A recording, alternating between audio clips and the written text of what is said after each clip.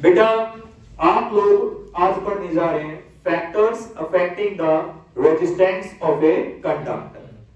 वो कौन कौन से फैक्टर्स हैं जिसपे किसी कंडक्टर का रेजिस्टेंस डिपेंड करता है, जिनकी वजह से कंडक्टर का रेजिस्टेंस कम या ज्यादा हो सकता है।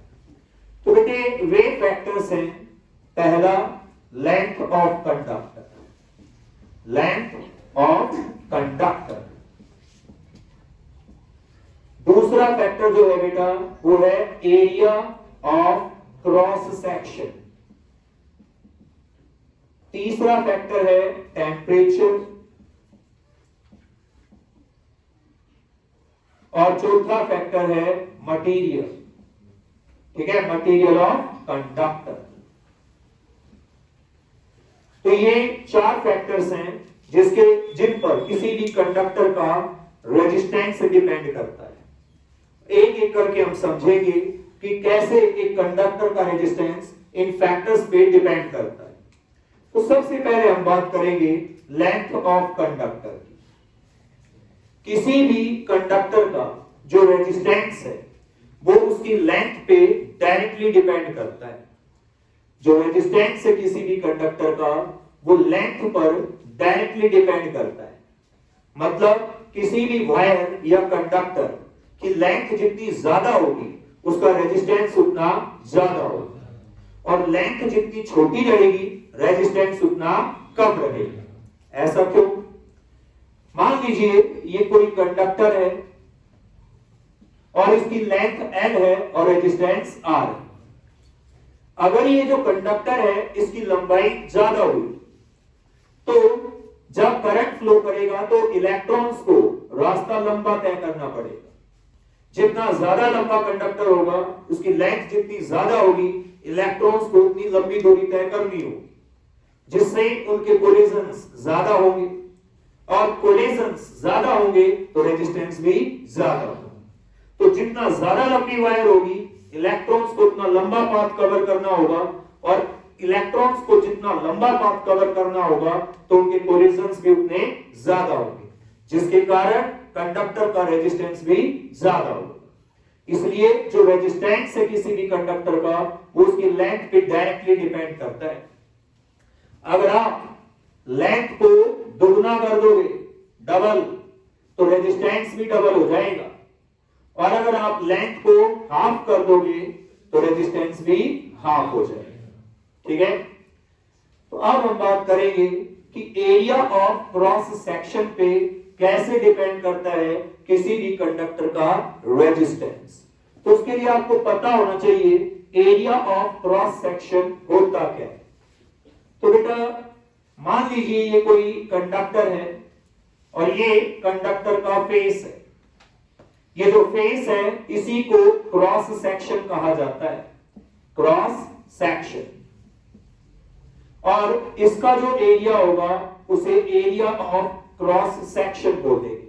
जैसे कि मान लीजिए ये वायर है, इस वायर का जो ये फेस है ये इसका क्रॉस सेक्शन कहलाएगा, और इसका जो एरिया है वो एरिया ऑफ क्रॉस सेक्शन कहलाएगा। तो अगर एरिया ऑफ क्रॉस सेक्शन ज्यादा है तो वायर मोटी होगी, यानी कंडक्टर की मोटाई ज्यादा होगी, और एरिया ऑफ क्रॉस सेक्शन अगर कम है तो वायर पतली होगी, यानी कंडक्टर की मोटाई पतली होगी। किसी भी कंडक्टर का जो रेजिस्टेंस है वो एरिया ऑफ क्रॉस सेक्शन, जिसको हम ए से डिनोट करते हैं, उस पे इनवर्सली डिपेंड करता है। कैसे डिपेंड करता है? इनवर्सली। किसी भी कंडक्टर का resistance area of cross section पे इनवर्सली डिपेंड करता है। मतलब एरिया ऑफ क्रॉस सेक्शन अगर ज्यादा होगा तो रेजिस्टेंस कम होगा, और एरिया ऑफ क्रॉस सेक्शन अगर कम होगा तो रेजिस्टेंस ज्यादा होगा।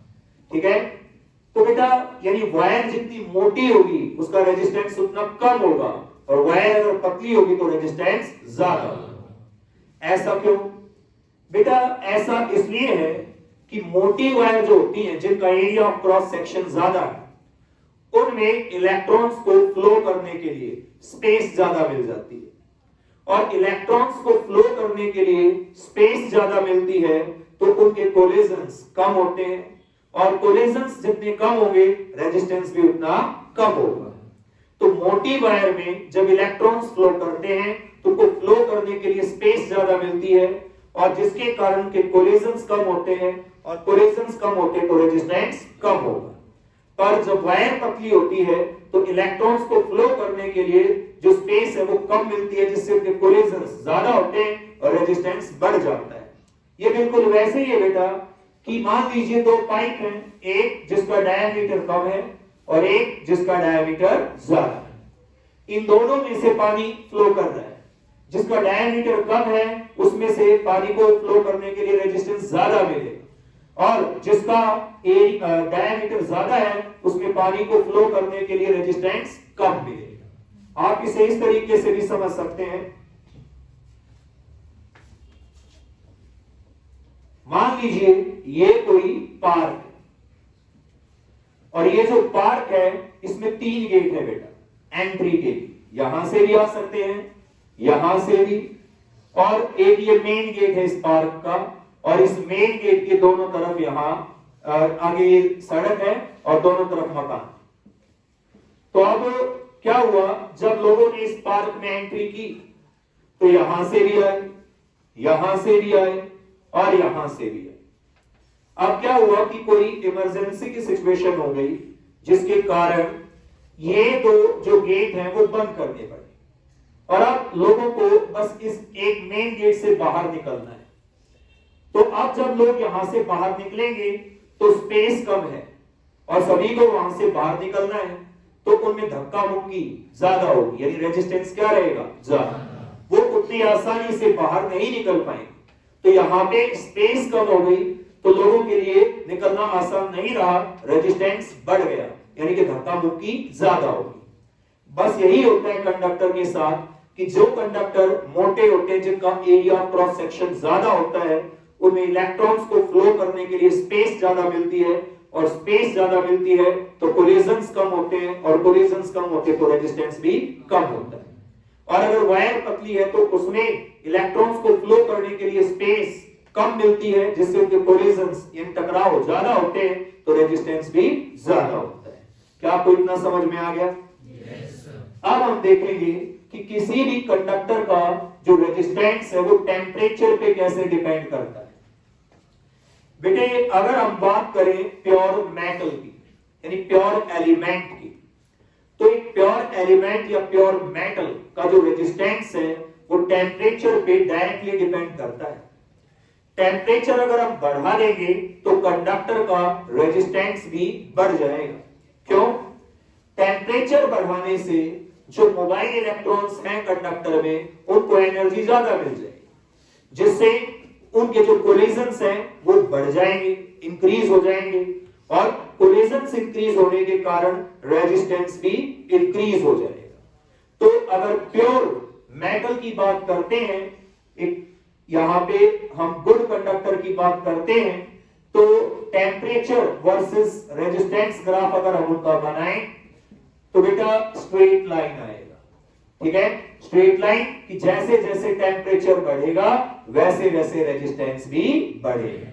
हालांकि ये इनफाइनाइट टेम्परेचर तक ट्रू नहीं है, ये एक लिमिटेड टेम्परेचर तक ही ट्रू है।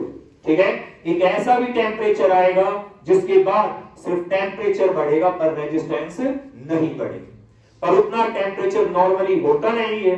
तो हम ये बोलते हैं कि एक प्योर मेटल में जैसे जैसे उसका टेम्परेचर बढ़ेगा तो रेजिस्टेंस भी बढ़ेगा। हाँ, अगर सेमीकंडक्टर्स की बात की जाए तो सेमीकंडक्टर में रेजिस्टेंस वर्सेस टेम्परेचर ग्राफ कुछ ऐसा होगा बेटा, क्योंकि सेमीकंडक्टर्स में टेम्परेचर बढ़ाने के साथ साथ रेजिस्टेंस कम होता है, कंडक्टिविटी बढ़ती है। ठीक है, जैसे जैसे टेम्परेचर बढ़ेगा वैसे वैसे रेजिस्टेंस क्या होता जाएगा, कम होता जाएगा। अगर बात सेमीकंडक्टर्स की हो रही है तो क्या आपको इतना समझ में आ गया? ओके, अब हम देखेंगे कि भाई मटेरियल जो है कंडक्टर का, उस पे किसी भी कंडक्टर का रेजिस्टेंस कैसे डिपेंड करता है। बेटे अलग अलग कंडक्टर अलग अलग एटम से बना है, यानी अलग अलग कंडक्टर का मटेरियल अलग अलग होता है। अब जो गुड कंडक्टर हैं उनमें रेजिस्टेंस क्या रहेगा, कम, और जो बैंड कंडक्टर है उनमें रेजिस्टेंस क्या रहेगा, ज्यादा। तो एक कंडक्टर का जो रेजिस्टेंस है वो उसके मटेरियल पे भी डिपेंड करता है। क्या आपको इतना समझ में आ गया? Yes sir. ओके।